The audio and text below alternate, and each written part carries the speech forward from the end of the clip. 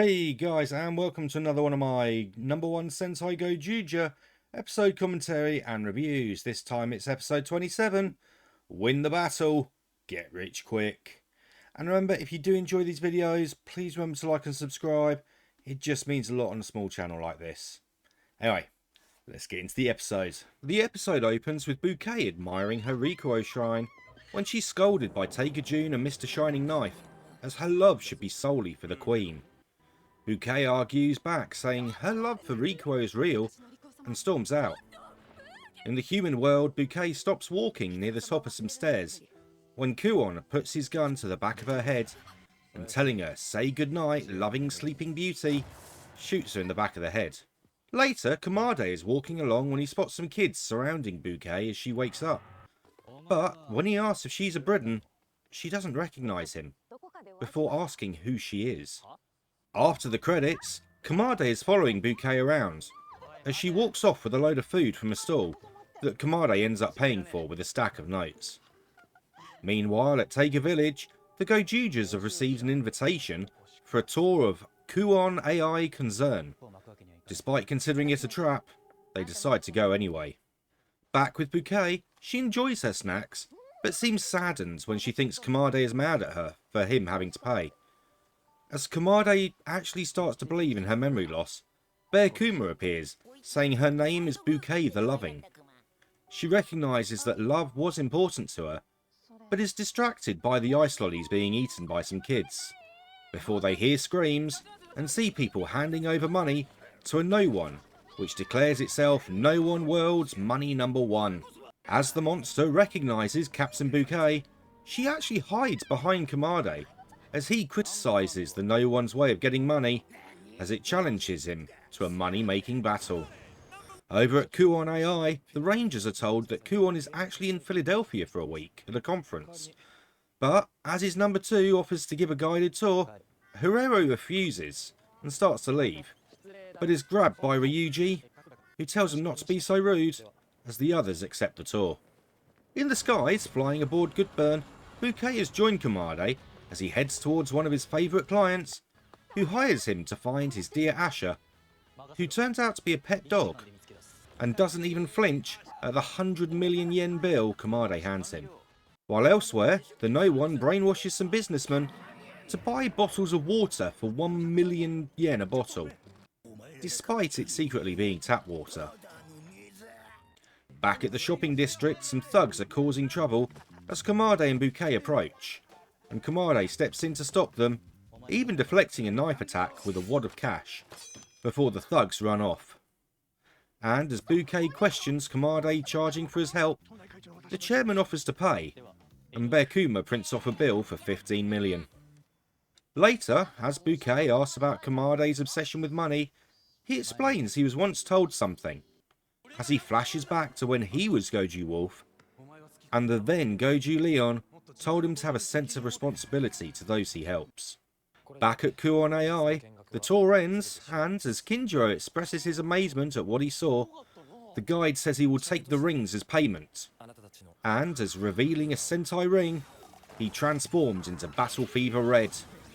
And finally interested, Herrero leads the Gozyugers in transforming, as the battle starts and the workers flee. Meanwhile, Kamade and Bouquet enjoy a meal with the shopkeepers from the shopping district, as Kamade tells Bouquet he spends money to make money, as the No.1 monster arrives, demanding a money count, and declaring it as 1 as its bags outnumber Kamade's. Kamade criticises the No.1 for hoarding its money, as crying begins to be heard from the bags, as the money itself is crying, before Kamade declares the money dead, and it all disappears. The No.1 tries to take Kamade's money, but he throws him off and transforms. While back at Kuon AI, the Gozyugers are fighting Battle Fever Red when the warrior activates a button and some upgrades he's made himself fly out of the walls, as he states he will surpass Kuon and become #1 in the company, before punching the floor, unleashing an energy that puts the Gozyugers to sleep, and revealing his next target, Bouquet. Back at the shopping district, the No.1 and Goju Polar are fighting, with Goju Polar avoiding all of the monster's attacks, before he frees the guy inside the No.1, and as he tells the guy to run away, the monster explodes and we get winner, Goju Polar. As the shop owners celebrate, Bouquet tells Kamade she's realised she wants to remember what her own love was. And as Fire Candle turns up saying he has finally found her, and he will smooth things over with the Queen as he tries to drag her off. But Kamade intervenes, and Fire Candle calls upon King Candler, causing Kamade to summon Good Burn. But Good Burn starts to sulk over Kamade spending time with the pink-haired girl and riding with his dad, as Fire Candle exploits the distraction and attacks Good Burn, while below, Battle Fever Red grabs Bouquet, as Fire Candle and Kamade can only look on as they hear her scream and the episode ends. Okay, so I'm kind of in two minds about this episode. First off, it is nice that we've finally got another Goju Polar focused episode, because he's mostly been ignored since his introduction 10, 11 episodes ago. We really haven't had that much from him. At the same time, though, this episode seems to be suffering from the same problem as we had a few episodes ago with the first half of the Loopat episode, where it feels it's missing something. And again, this episode is kind of missing something. And I'm not sure if this is the writer unable to do decent two-parters, that the first part ends up suffering because all the good part of the episode is going to be in part 2. Which means we end up with nothing good in part 1. Part 1 just is the setup. But the setup, I've got to admit, this week was a little bit dull. I mean, I'm happy that we're spending more time with Bouquet. I absolutely love Bouquet. I think she's an amazing well, I wouldn't say amazing character, but she's a brilliant character that I want to know more about. I want more Bouquet, but I don't want amnesiac Bouquet, who's just there to follow Kamade around like a little lost puppy going, oh, why are you doing that? Oh, like, aren't you going to lose money? Why are you spending so... Oh, why is everything about... We've already had these questions about Goju Polar, like, in one way or another over the last 10 episodes. Okay, we finally get a little clip of when he was Goju Red in the previous universe battle, and we see the previous Goju Leon, which is a nice little look to the past. But it's the episode is just missing something. And I'm half expecting it to be just like last time, where I'm going to finish the second part. So I'll finish episode 28 and I'll be like, yes, that was it. This is what I want to see. This is brilliant. This is just like I was with episode 26. And I really am wondering, is this a limitation of this writer that, you know, they've been told, oh yeah, throw some two-parters in, you know, get people on the cliffhangers and all the rest of it.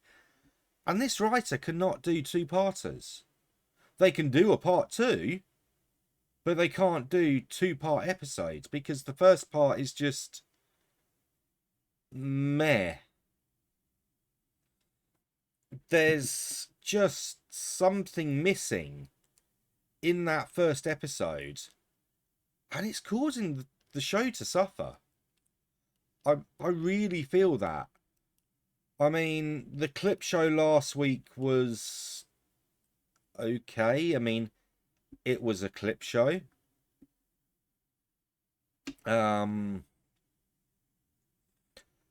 This week, I mean, also we get Kuon.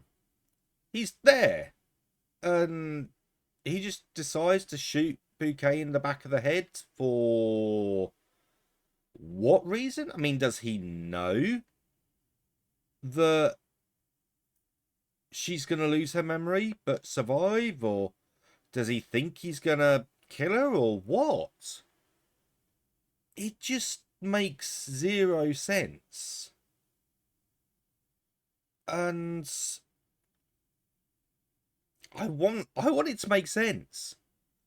Hell, Don Brothers made more sense than this series is starting to make. And Don Brothers made no sense for like 48 episodes. I mean, I love Don Brothers, but you know, it was just it was a Don Brothers. You can't even describe it any other way. But this show, I don't know. I like it. I really do like it, but I really think we should have had a better writer for this, or multiple main writers, because I don't follow like all the behind the scenes stuff. I mean, I catch bits. I see things like, oh, the writer for this season is the daughter of some prolific tokusatsu writer who's done loads of Kamen Rider and Sentai stuff, and oh, they're really good and they've done this and that and blah blah blah blah blah. I don't pay attention to that. I come in and I watch the episodes. I mean, I was a massive Power Rangers fan when I was younger, but that's because I love the episodes. With Sentai, I love the episodes. I love the merch. I mean, all this crap behind me. If I didn't love these shows, I would not be buying all this stuff. I mean, we're coming up to my birthday and Christmas. Because it's, you know, that time of year. It's August now. I mean, it's August. Shops have got aisles of Christmas stock already. It's ridiculous. But because of the price of this stuff and shipping time and all the rest of it, I've already given the missus a list of like some of this stuff that's like, by the way, if you want to get me good stuff for Christmas and my birthday, here's a list. You know, eBay links.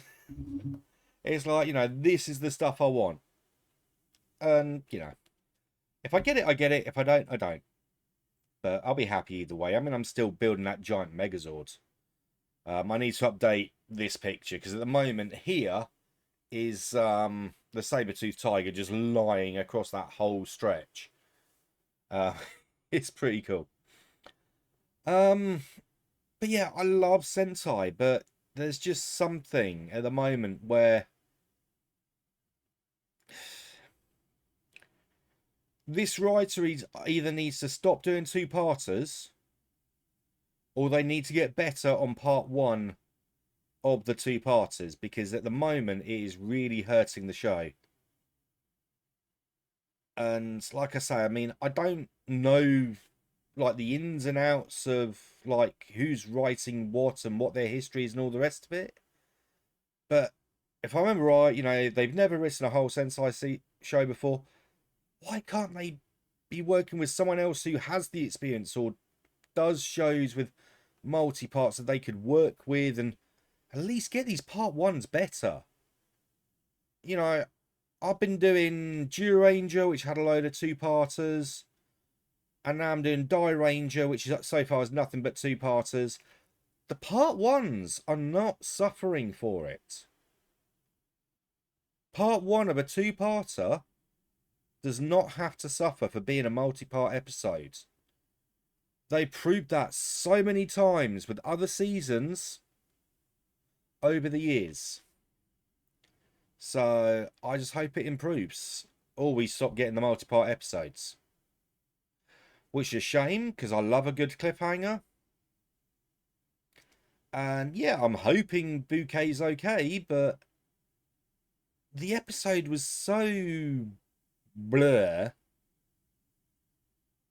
I'm trying to make myself care because it's just, well, that was boring. Everything will happen next week. I'll just wait till next week and then we'll get a good episode.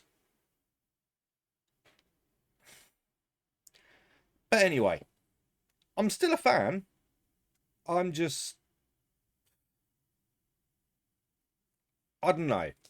Can anyone else describe what I'm trying to say? Or do you feel the same? Or did you think this was a really good first part of an episode?